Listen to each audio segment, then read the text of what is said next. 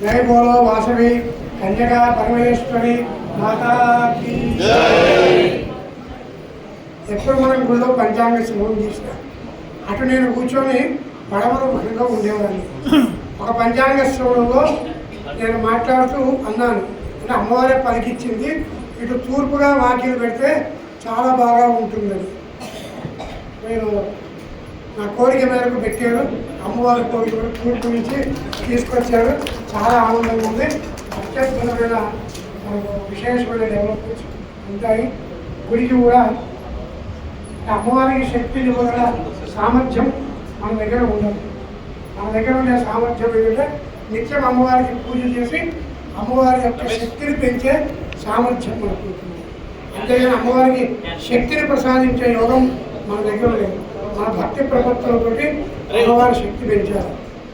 అలాంటి భక్తి ప్రపత్తులతో మీరు తూర్పుగా వారం పెట్టి అమ్మవారిని ఇక్కడ కూడా లోపల బాలాలయంలో అమ్మవారి పడవల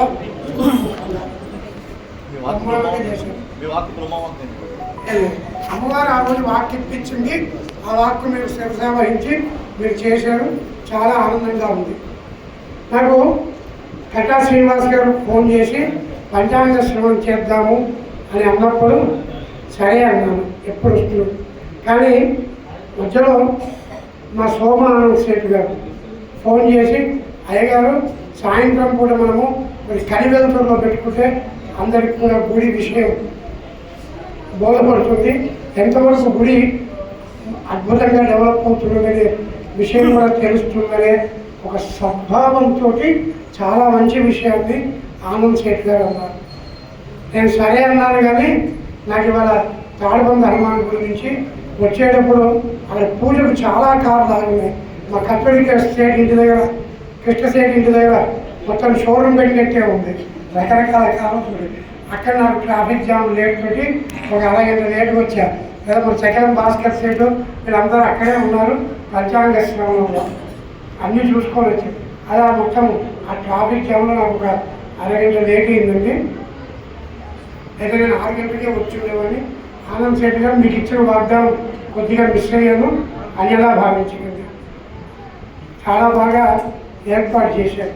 ఇలా మన గుళ్ళో మనం చేసుకోవడం అనేది విశేషమే. లక్ష్మీనారాయణ గుడిలో కూడా చేసాం, అది విశేషమే.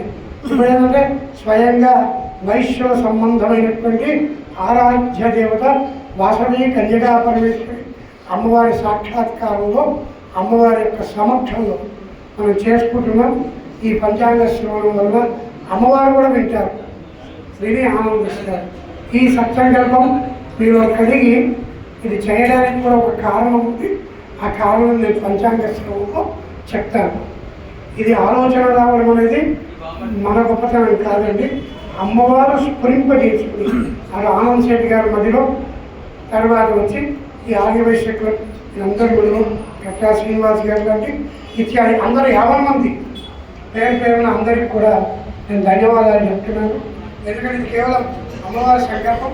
ఆ అమ్మవారి సంకల్పం ఎలా వచ్చిందనేది పంచాంగంలో వివరణలో నేను చెప్తాను.